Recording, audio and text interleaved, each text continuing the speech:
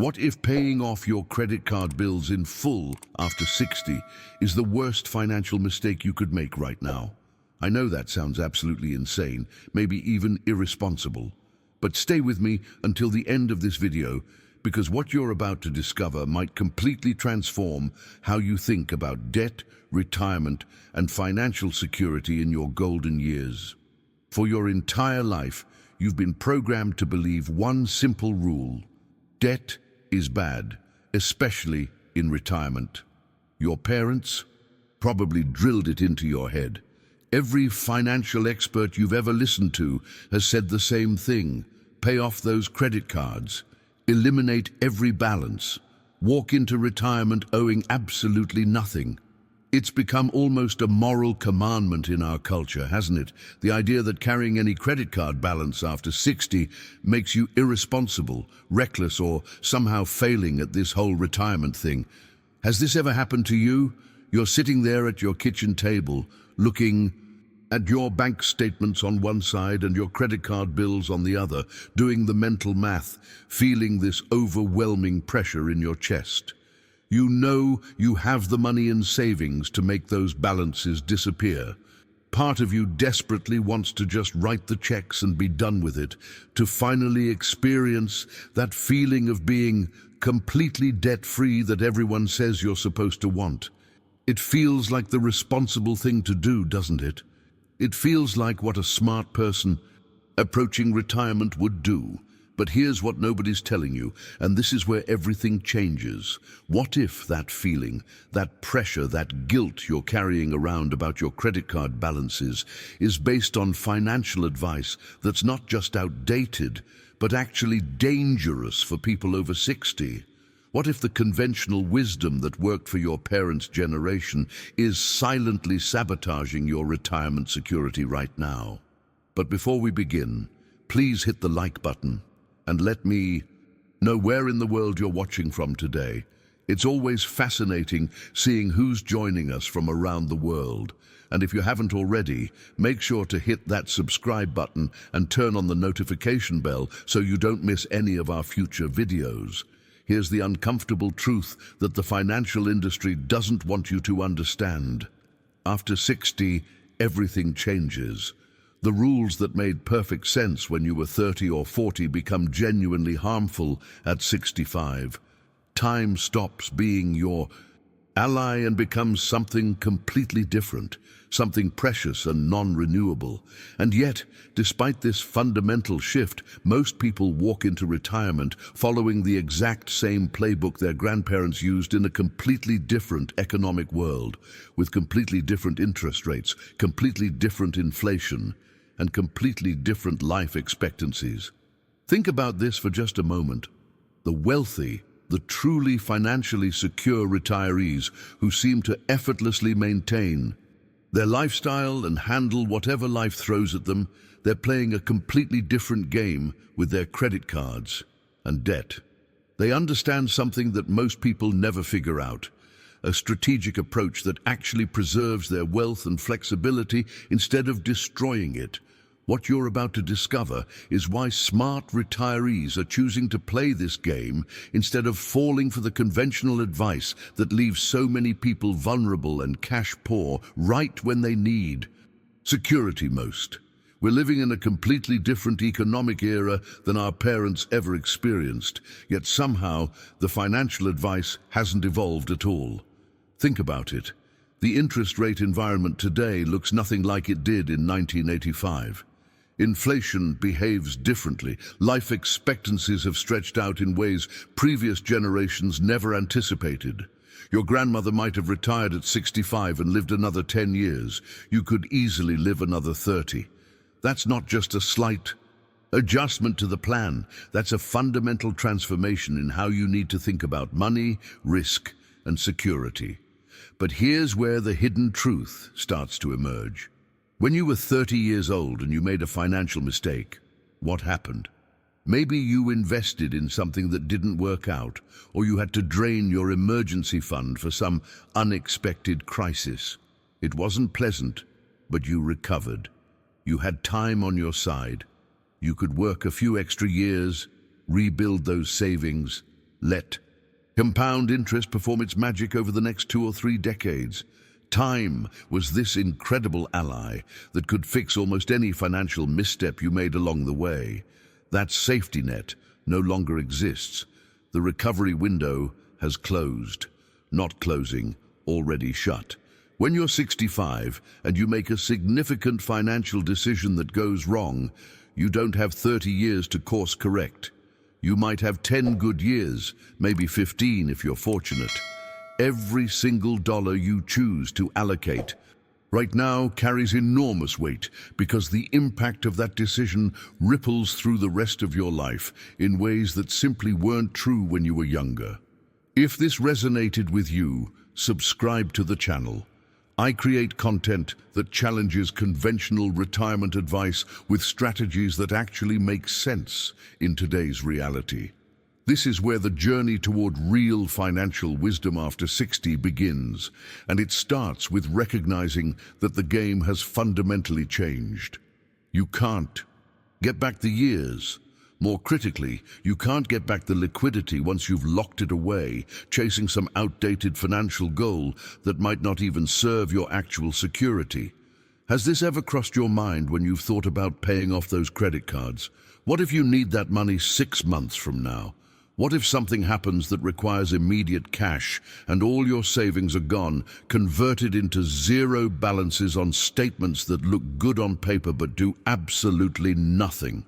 For you, in a real emergency, the conventional advice tells you to drain your savings accounts, drain your emergency funds, drain everything liquid you have to eliminate those credit card balances before you hit retirement. It sounds responsible. It sounds wise.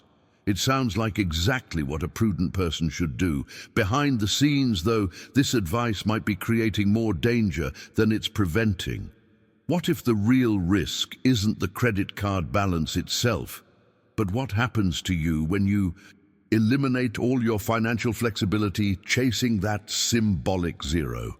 Now, I want to go even deeper into this because there's a scenario that plays out thousands of times every single year, and it reveals the devastating impact of following this conventional wisdom without understanding the real-world consequences. Imagine for a moment that you're 65 years old and you've just written checks totaling $40,000 or $50,000 to completely pay off all your credit cards. You feel this incredible rush of relief, this sense of accomplishment, this feeling that you've finally done the responsible thing everyone told you to do. For maybe 2 or 3 months, you sleep better at night knowing those balances are gone. But then life happens the way life always does. Your spouse needs an unexpected medical procedure that Medicare doesn't fully cover. Or your roof starts leaking badly and needs immediate replacement. Or your daughter calls in tears because she's facing a genuine crisis and desperately needs help. These aren't hypothetical scenarios. These are real situations happening to real people every single week.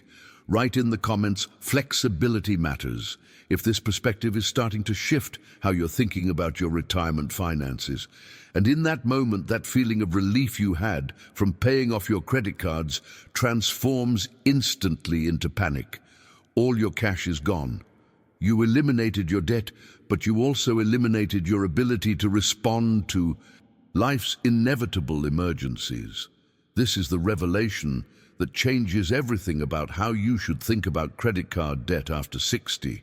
Having accessible cash, having liquidity, having money you can actually touch and deploy within days matters infinitely more than the psychological satisfaction of seeing zero balances on your credit card statements. Here's where the transformation in thinking needs to happen, and it's a mindset shift that separates people who thrive in retirement from those who struggle despite having done everything they were told to do.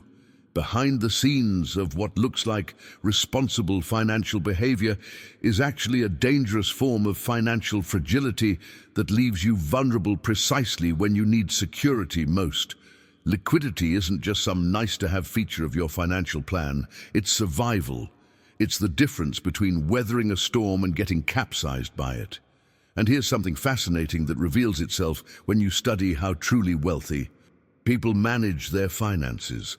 The genuinely wealthy, and I'm talking about people who have real financial security, not just people who look rich on the surface. They never rush to eliminate low-interest debt. Never. They understand something fundamental about money that most people completely miss. They understand opportunity cost. Every single dollar has alternative uses, alternative deployments, alternative ways it could be working for your benefit, instead of being locked away forever paying off debt that might be costing you very little in real terms. Think about the journey that your money takes. You have $10,000 sitting in your savings account right now. Conventional wisdom screams at you to throw that money at your credit cards immediately. But that same $10,000 could be sitting in a high-yield savings account earning 4 or 5%. It could be invested in stable dividend-paying stocks generating income. It could be available as your emergency fund, so that when life inevitably throws something unexpected at you, you're not scrambling or going into panic mode. The moment you take that money and convert it into a zero balance on a credit card statement, you've made an irreversible choice. You've chosen to give up all those other possibilities, all that flexibility, all that security. For what? For the psychological comfort of owing less, even though that comfort evaporates the instant you face a real emergency with no cash reserves. The impact of this decision extends far beyond simple mathematics. It affects your autonomy, your choices, your ability to help the people you love when they need it most, your capacity to take advantage of opportunities that arise, and most critically, your power to respond to life as it actually unfolds, rather than as you hoped it would. If you're receiving Social Security every month, if you have a pension providing guaranteed income, if you've got annuities or other reliable income streams, then you already have built-in coverage for managing reasonable debt payments. Those checks arrive like clockwork, whether you have credit card balances or not. So why would you drain your liquid savings, your emergency fund, your opportunity capital, your financial flexibility to eliminate debt that your guaranteed monthly income can easily service? This is where understanding the hidden truth becomes absolutely critical. Put down liquidity over debt if you're seeing how maintaining strategic cash reserves might actually be the smarter path. Being debt-free but cash-poor isn't the freedom you think it is. It's actually a dangerous form of financial fragility wearing the mask of responsibility. Real power after 60 doesn't come from having zero balances on statements.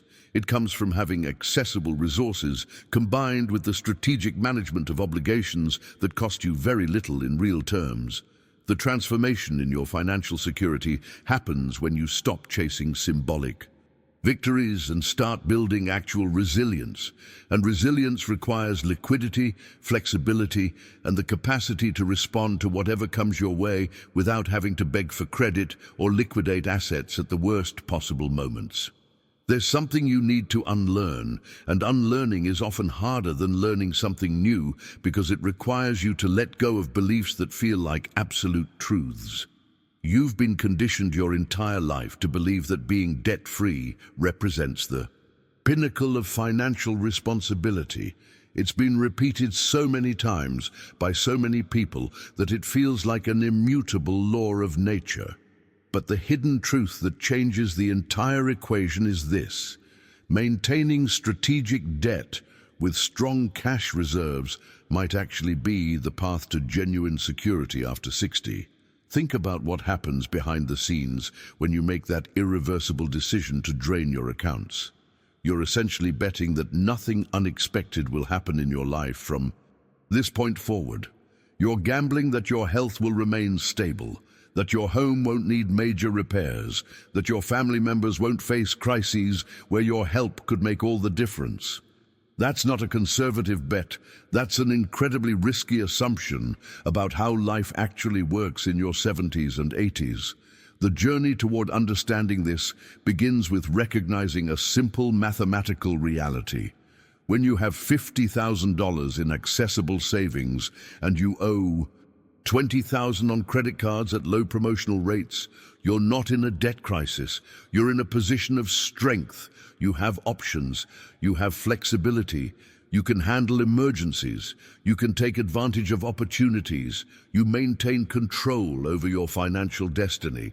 But the moment you convert that accessible cash into eliminated debt, your position transforms from strength to vulnerability in ways that aren't immediately obvious until disaster strikes. Here's the impact that most people don't calculate until it's too late.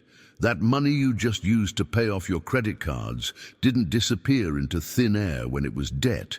It was always there as a manageable monthly obligation covered by your guaranteed income. What did disappear when you paid it off was your emergency fund, your opportunity fund, your life happens fund. You traded something manageable for something irreplaceable, and you can't undo that transaction when you realize the mistake 3 months or 3 years down the road. The revelation gets even more striking when you consider what financial advisors quietly know, but rarely emphasize. After 60, your ability to access credit diminishes significantly. Banks look at retirees differently than working people. If you drain your accounts today and then need to borrow money 2 years from now because of an emergency, you might not qualify. Your income is fixed, your earning potential is gone, and lenders see you as high risk. That accessibility you had before retirement, that ability to get approved for credit when you needed it, that door slowly closes whether you realize it or not.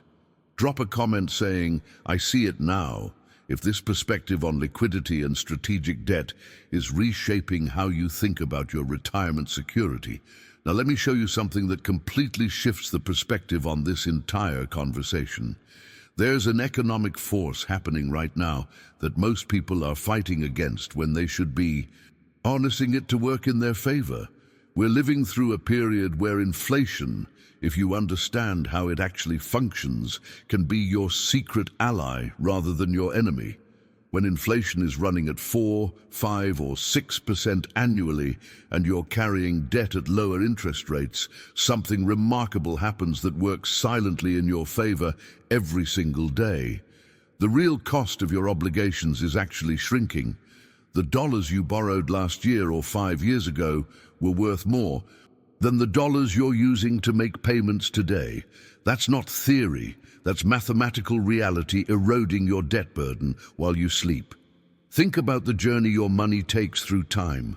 If you're managing credit card debt at promotional rates or balance transfer offers of 0 to 3%, and inflation is running higher than that, the purchasing power equation is working for you automatically. Those dollars sitting in your bank account today will be worth less next year because of inflation. But guess what else is worth less next year? The debt you're carrying. The payments you're making with inflated dollars are effectively smaller in real terms than the debt you originally took on. You're paying back obligations with currency that has less purchasing power than when you incurred that debt. Behind the scenes of what looks like smart financial planning, you might actually be volunteering to fight against a current that was carrying you downstream anyway.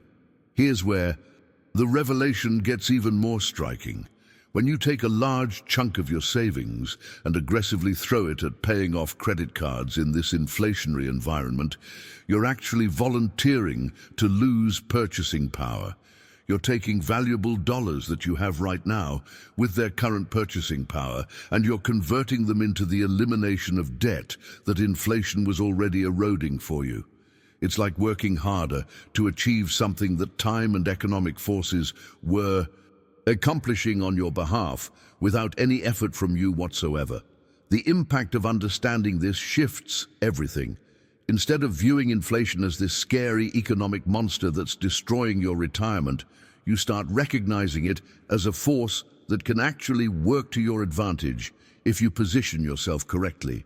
The wealthy understand this instinctively. They're comfortable carrying strategic debt in inflationary periods because they know the mathematics are working for them.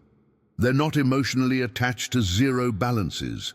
They're focused on preserving and growing their purchasing power over time, and sometimes that means keeping manageable debt while your assets appreciate, and inflation does the heavy lifting of making that debt cheaper in real terms. The transformation in thinking happens when you separate the emotional response to debt from the mathematical reality of what's actually happening to your wealth over time.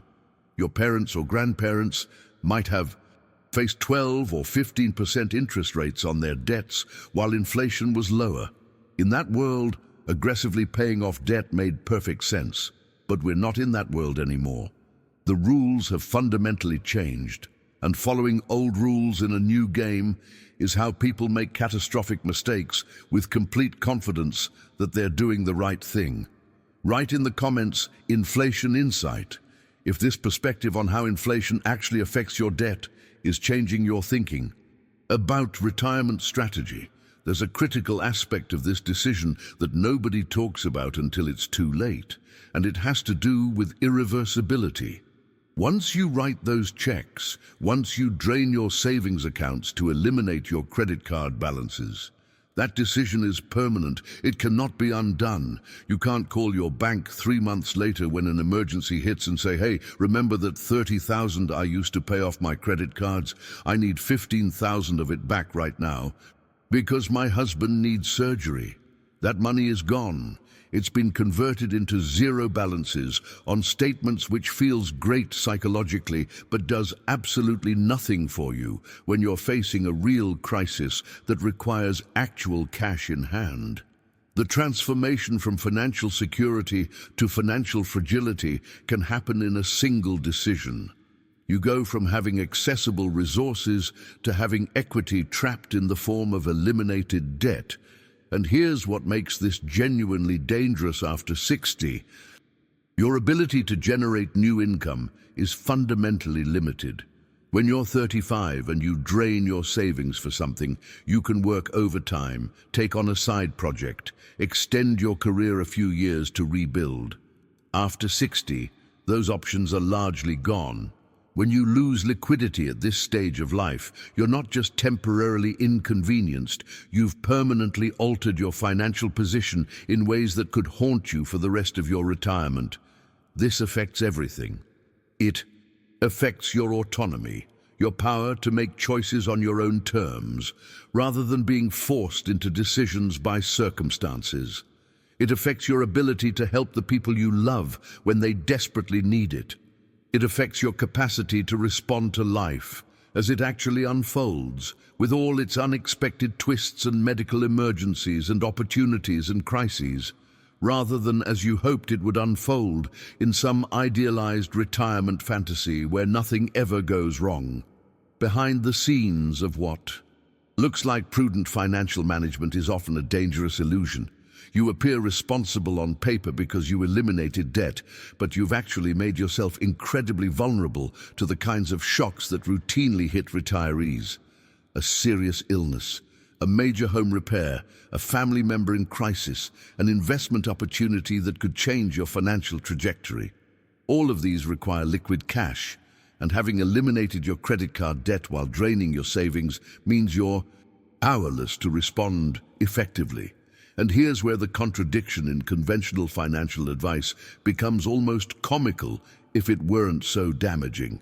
Every single financial advisor on the planet will tell you the same thing. Keep an emergency fund, 3 to 6 months of expenses sitting in liquid, easily accessible savings.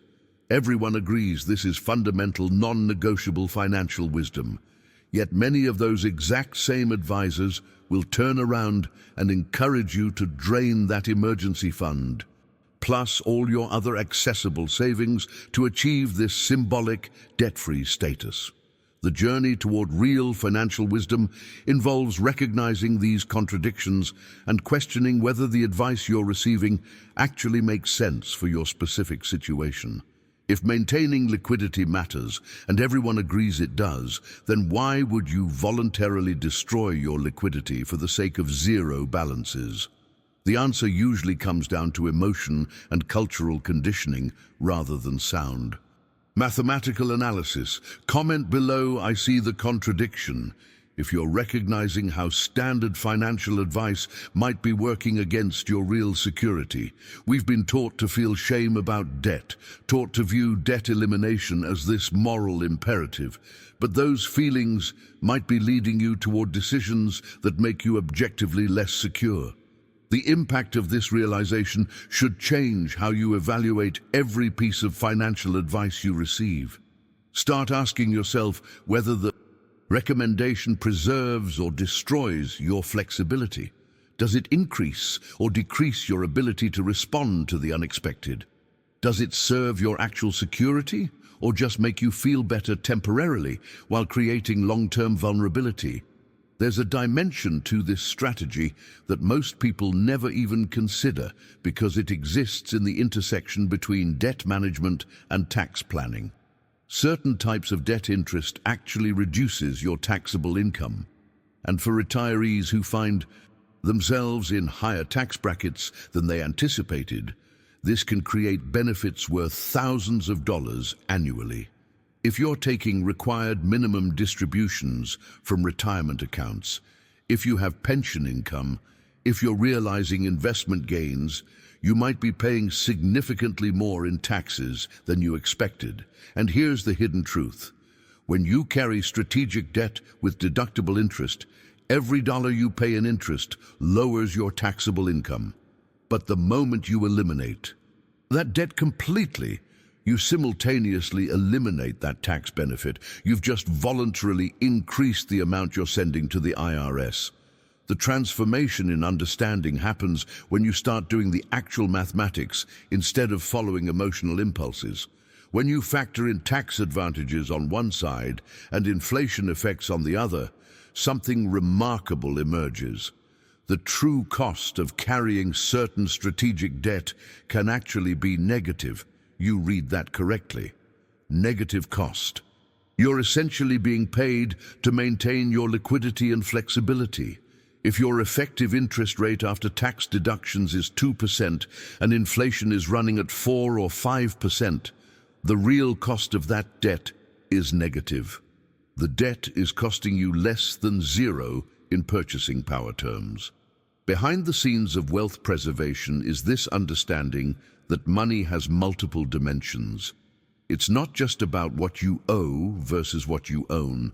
It's about opportunity cost, tax efficiency, inflation dynamics, and the optionality that liquidity provides. Every dollar locked into debt elimination is a dollar that cannot be working for you in other ways, cannot be generating returns, cannot be available when opportunities arise or emergencies strike. And this brings us to perhaps the most straightforward mathematical argument for maintaining strategic debt while preserving your capital. Imagine you have $50,000 sitting in your savings right now, and you're carrying credit card balances at 4% annual percentage rate. Maybe you've used balance transfer offers or promotional rates that many credit card companies offer to people with good credit. Conventional advice screams at you to pay off those cards immediately. But what if you kept that $50,000 invested instead? If you put it in a diversified portfolio of stable dividend-paying stocks and index funds that historically return 7 to 8% annually, you're creating a positive spread. You're paying 4% on one side and earning 7 or 8 on the other. That 3 to 4% difference represents real wealth accumulation happening year after year. It compounds over time, building resources that enhance your security rather than locking capital away into eliminated debt. Put down math over emotion if you're seeing how the actual numbers tell a completely different story than conventional wisdom suggests. The journey toward this kind of strategic thinking requires you to separate mathematics from emotion. Investment returns aren't guaranteed. That's absolutely true. Markets fluctuate. But here's the revelation that changes everything. Nothing is guaranteed. Your health isn't guaranteed. Living another 20 years isn't guaranteed. The economy staying stable isn't guaranteed. We're all navigating uncertainty constantly. The question isn't whether to take risks. The question is, which risks make mathematical sense given your circumstances, and which risks you're taking without even realizing it. There's something we need to address directly, because I can already hear the objection forming in your mind. You're thinking, but investment returns aren't guaranteed. The market could crash. I could lose money. And you're absolutely right. Investment returns aren't guaranteed. Markets do fluctuate. There are no certainties when it comes to investing. But the hidden truth that reframes everything is this: neither is living long enough to fully enjoy a debt-free retirement. Nothing about the future is guaranteed. Your health tomorrow isn't guaranteed. The economy staying stable isn't guaranteed. The revelation that transforms your decision-making is recognizing that we're all taking calculated risks every single moment of every single day. You take a risk when you drive to the grocery store. You take a risk when you decide which foods to eat. You take a risk every time you make any financial decision whatsoever. The real question isn't whether to take risks because you're taking them regardless. The real question is which risks are actually worth taking based on the potential outcomes and your specific circumstances.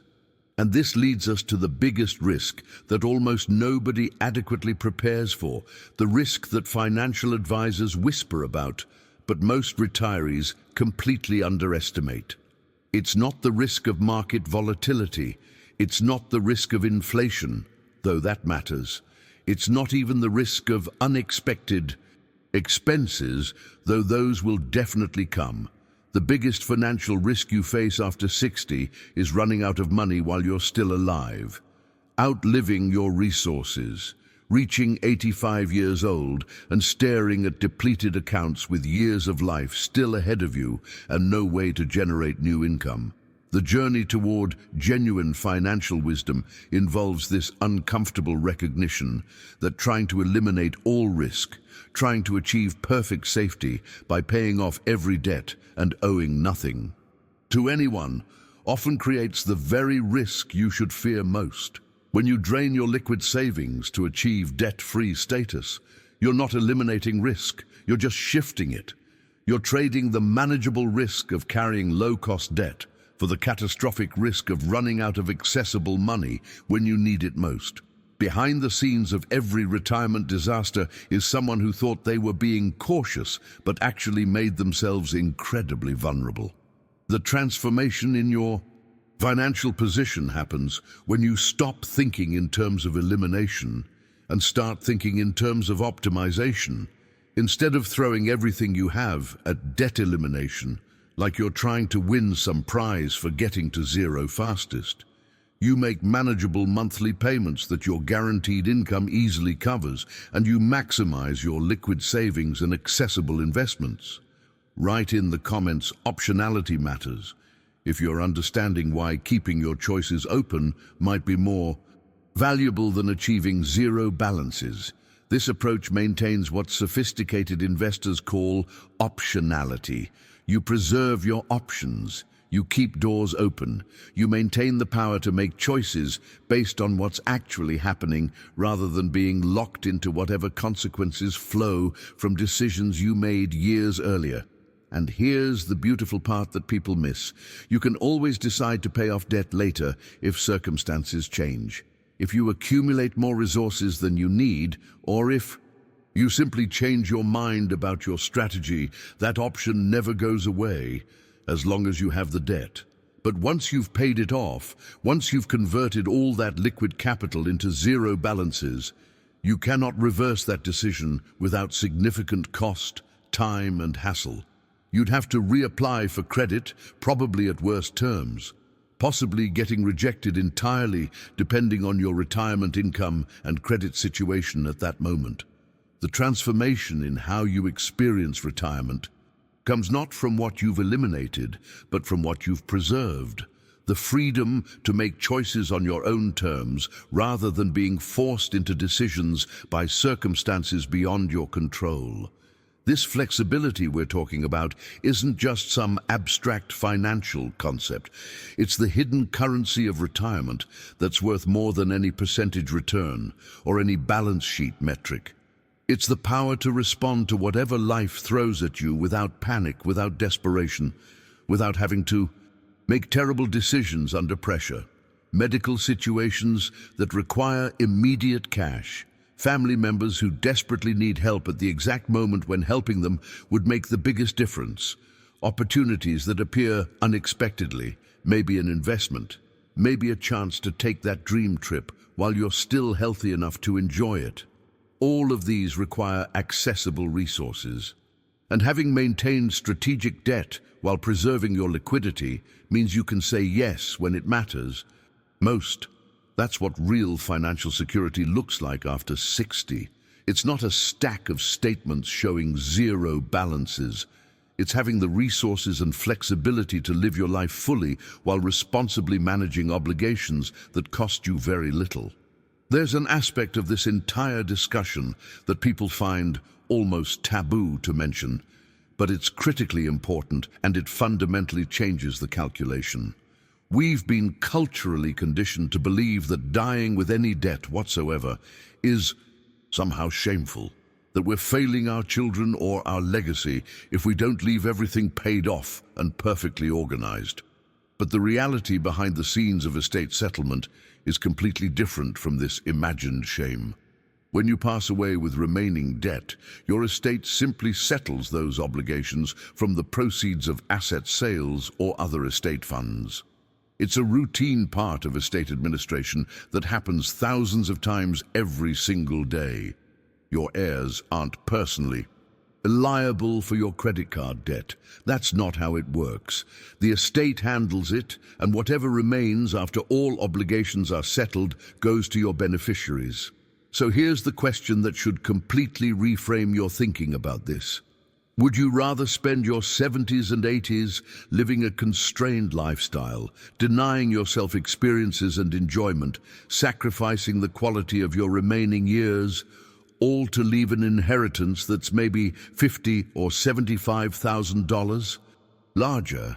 Or would you rather actually live your retirement, use your resources to create memories, help your family while you're around to see the impact it makes, and trust that your estate will be handled properly when the time comes? Put down living matters more if you're reconsidering what your retirement resources should actually be used for. The journey toward this realization involves letting go of the idea that being the richest person in the cemetery represents some kind of achievement. Your children, if they're financially intelligent and emotionally healthy, would almost certainly prefer to inherit a slightly smaller estate and have vivid memories of parents who traveled, who were generous, who lived fully and joyfully. They'd rather remember parents who took them on trips, who helped with milestones, who were present and engaged, than inherit a bit more money while remembering parents who denied themselves everything just to maximize what got left behind. Every regret about money in retirement is someone who prioritized the wrong things, not the people who spent their resources creating experiences and helping others. They rarely have regrets.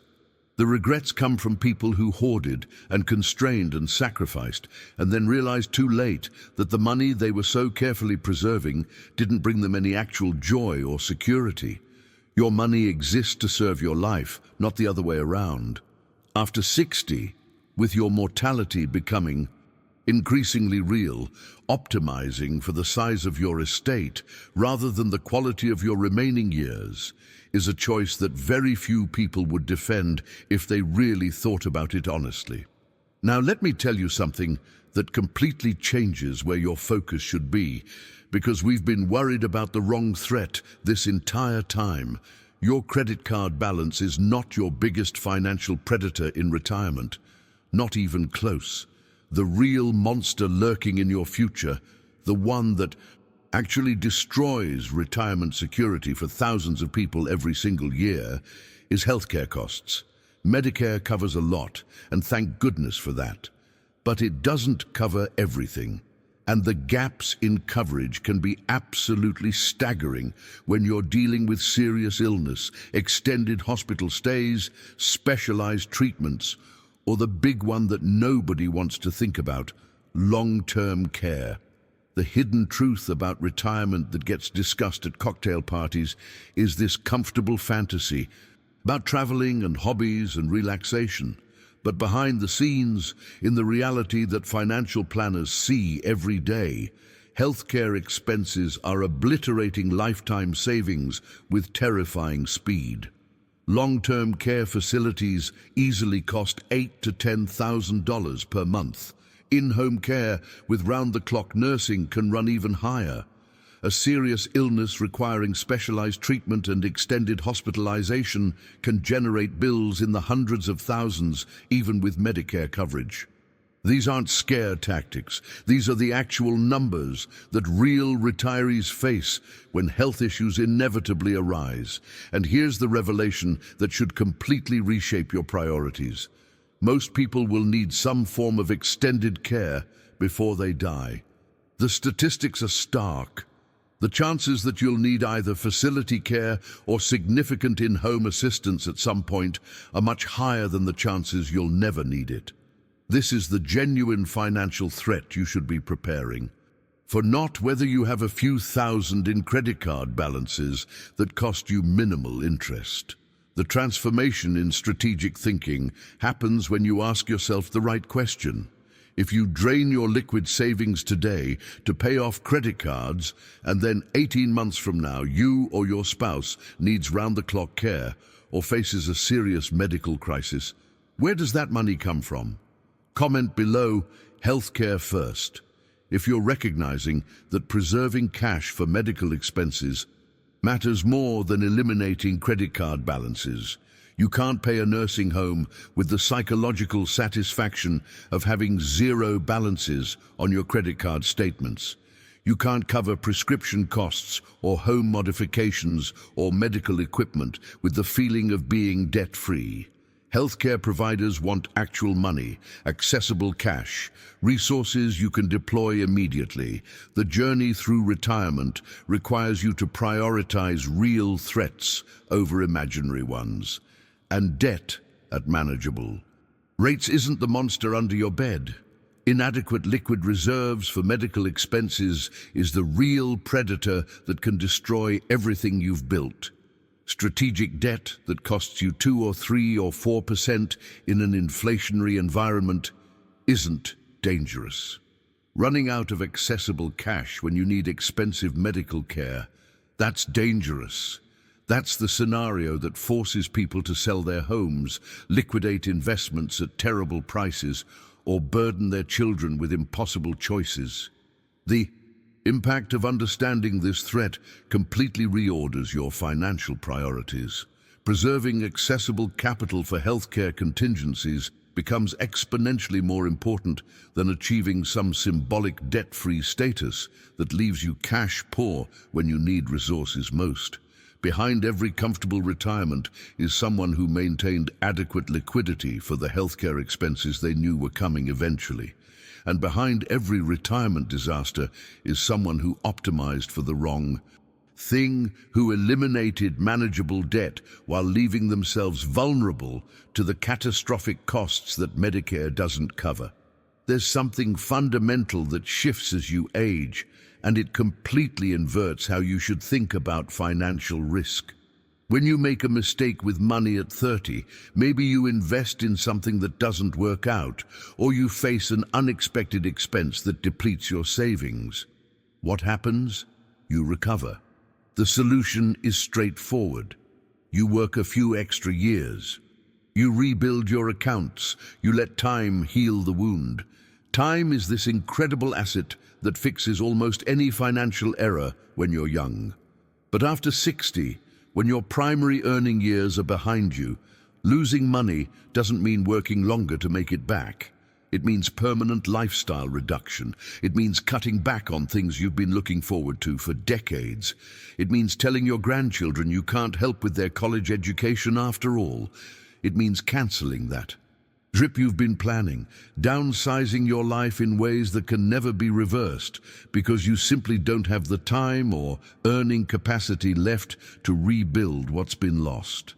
The transformation in your risk profile is complete and absolute. What seemed risky at 30, carrying some debt, maintaining liquidity over ownership, becomes the safer position after 60. And what seemed safe at 30, eliminating all debt, owning everything outright, becomes genuinely dangerous because it destroys your flexibility right when you need it most. Your risk tolerance hasn't just changed, it's fundamentally inverted from your accumulation years. Behind the scenes of this revelation is a truth that sophisticated retirees understand instinctively. Maintaining manageable debt while preserving substantial cash reserves is actually the lower risk position after 60. Being illiquid, having all your wealth locked up in assets you can't easily access, that's the higher risk scenario. The danger isn't the monthly payment you're making on credit cards. The danger is having no accessible money when life demands immediate resources. Put down flexibility is security if you're seeing how maintaining liquid resources might actually be the safer path after 60. The journey toward genuine security requires recognizing that illiquidity removes your power. It strips away your ability to respond to circumstances, to pivot when situations change, to handle the unexpected with grace rather than panic. When you're illiquid, you become what engineers would call brittle. A brittle structure looks solid until stress hits and then it shatters. A flexible structure bends, adapts, survives shocks that would destroy something rigid. Financial brittleness in retirement is how people with significant net worth on paper end up in genuinely difficult situations. They own valuable assets but can't pay for immediate needs. They have equity trapped in property or locked in investments they can't access. Without devastating penalties or terrible timing, they made themselves fragile by optimizing for the wrong metrics, chasing ownership and debt elimination while sacrificing the accessibility and flexibility that actually provide security. The impact of understanding this distinction changes everything about how you structure your finances. Behind every seemingly successful retirement is someone who grasped that accessibility trumps ownership, that flexibility beats rigidity, that the goal isn't to eliminate all obligations, but to maintain control over your choices and your circumstances. These people aren't accidentally successful. They're following principles that acknowledge how risk actually works after 60. The hidden truth is that carrying strategic debt while maintaining strong liquid reserves gives you resilience. You can weather market downturns without forced selling. You can handle medical emergencies without panic. You can help family members without depleting your security. You can take opportunities that arise without having to restructure your entire financial life. This resilience, this capacity to absorb shocks and continue functioning, matters infinitely more than any balance sheet showing zero liabilities. Now let me ask you something that cuts to the heart of this entire discussion. What was the point of all those years of hard work? Why did you sacrifice weekends, delay gratification, save diligently, and build your nest egg in the first place? It wasn't so you could spend your 60s and 70s obsessing over credit card balances and denying yourself experiences just to see zeros on statements. You didn't work 40 years to live in austere deprivation during the years when you finally have the time to actually enjoy what you've built. The transformation in perspective happens when you realize you've earned the right to actually live, not just exist in some holding pattern waiting for permission to use your own money. If you're carrying manageable debt at reasonable rates and you have the resources to service it comfortably, the mindset shift that needs to happen is giving yourself permission to enjoy your retirement while you can still appreciate it. Travel while your knees still work, and you can navigate airport terminals without assistance. Help your grandchildren with their education or their first home purchase while you're around to see the impact it makes in their lives. Take that European river cruise or that photography expedition you've been talking about for 20 years. The hidden truth that nobody wants to confront directly is that experiences have expiration dates. Your health and mobility are declining assets, whether you want to acknowledge it or not. There are 70-year-olds hiking mountains and 70-year-olds who can barely walk to the mailbox. Time isn't the only factor determining which category you'll fall into, but it's a factor you cannot negotiate with. Write in the comments. I'm choosing life if you're understanding why using your resources to actually live matters more than maximizing what you leave behind. Delaying life to achieve some arbitrary financial milestone means you might miss the window entirely. You might reach that goal of zero balances only to find you no longer have the health or energy to do the things you postponed. Behind every regret in retirement is someone who optimized for the wrong outcome. They sacrificed experiences and joy and connection for numbers on a balance sheet. And by the time they achieved those perfect numbers, the opportunity to use them meaningfully had passed. The journey toward wisdom involves recognizing that your money exists to serve your life. And after 60, with mortality becoming increasingly real, this truth becomes urgent rather than theoretical. There's another strategic dimension to maintaining debt that creates resilience regardless of which direction the economy moves. In our current environment of economic uncertainty, having strategic debt while holding substantial liquid assets creates a hedge that works in your favor no matter what happens. If inflation continues to spike or accelerates further, your fixed-rate debt becomes increasingly cheaper in real terms, while your liquid assets can be repositioned into investments or accounts that keep pace with inflation. You're protected on both sides. If we somehow slip into deflationary conditions, which is less likely but possible, having cash on hand means you can weather economic storms, while people who are illiquid struggle to meet obligations or take advantage of opportunities. This is resilience engineering at its finest. Setting up your financial structure so you have options and advantages regardless of what economic chaos unfolds. The impact of this positioning cannot be overstated because it removes the need to predict the future perfectly. You're prepared for multiple scenarios instead of betting everything on one outcome. There's a financial danger that has a technical name but devastating real-world consequences, and it's absolutely critical you understand this if you want to protect your retirement. Financial planners call it sequence of returns risk, but what it really means is this: timing matters enormously when you're taking money out of investments. Imagine you retire at 65 and you've just drained your savings accounts to eliminate your credit card debt.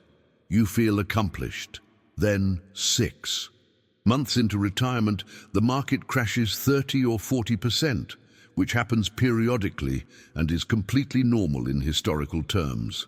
Suddenly you need money for living expenses, but your portfolio is down significantly and you have no liquid reserves because you spent them all achieving debt-free status. Now you're forced to sell investments at the absolute worst possible time, locking in losses permanently, reducing your portfolio's ability to recover when markets eventually rebound. This sequence of events, retiring, experiencing poor returns early, being forced to sell, is one of the most devastating scenarios in retirement planning. The transformation in your security happens when you understand that maintaining manageable debt while preserving your investment portfolio protects you from this exact nightmare scenario. You can ride out market downturns without panic because your debt payments are predictable and easily covered by your guaranteed income streams like Social Security or pensions, and you have cash reserves to supplement your living expenses during rough market patches.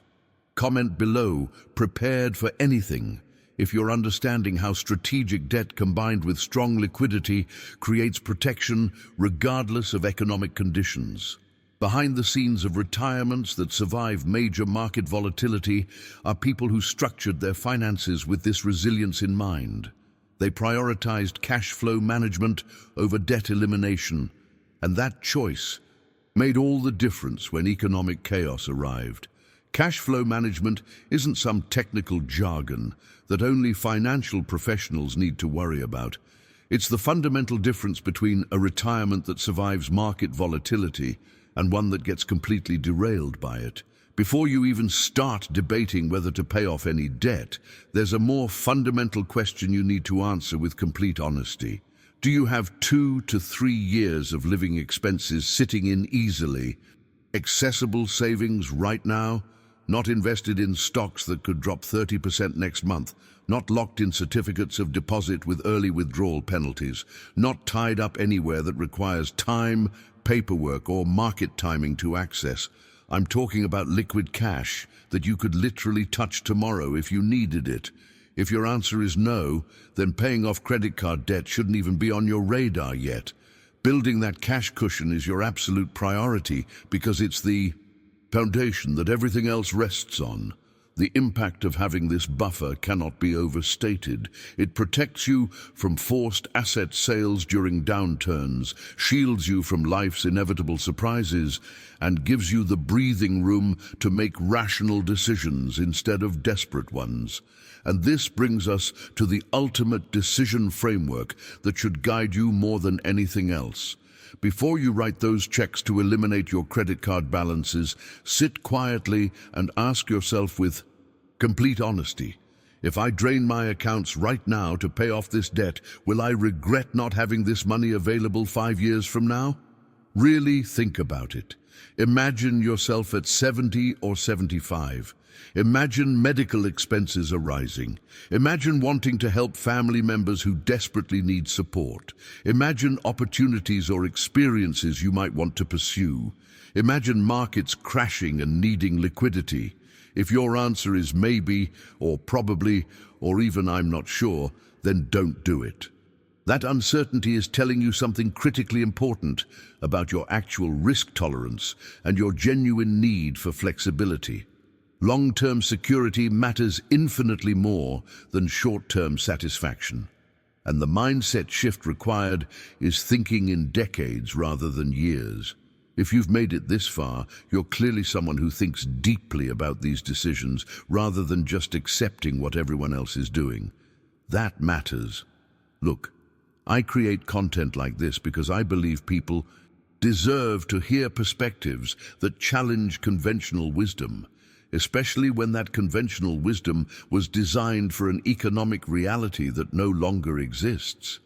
If this shifted your thinking even slightly, if it gave you permission to question what you've been told, or if it helped you see your financial situation through a clearer lens, I'd be grateful if you subscribe to the channel. I dive deep into retirement strategies and financial decision-making that actually acknowledges how the real world works after 60, not how financial textbooks from decades ago say it should work. And leave a comment saying, "Made it to the end," so I know you stuck with me through this entire journey. It genuinely helps me understand what resonates with you and what topics deserve more exploration. There's a video right here that takes this conversation even further, exploring specific strategies for building that cash cushion we talked about while managing obligations intelligently. Click and continue with me over there. I think you'll find it connects perfectly with everything we've covered today. Thanks for being here, for thinking critically, and for being willing to challenge the old playbook.